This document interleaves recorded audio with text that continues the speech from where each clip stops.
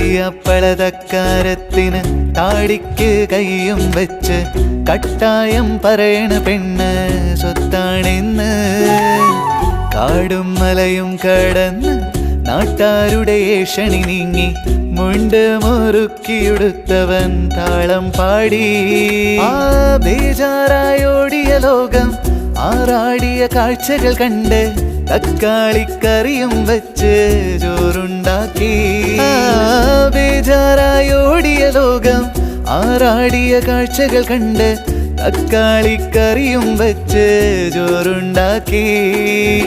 പൊയ്യപ്പളതക്കാരത്തിന് താടിക്ക് കൈയും വെച്ച് കട്ടായം പറയണ പെണ്ണ് സ്വത്താണെന്ന്.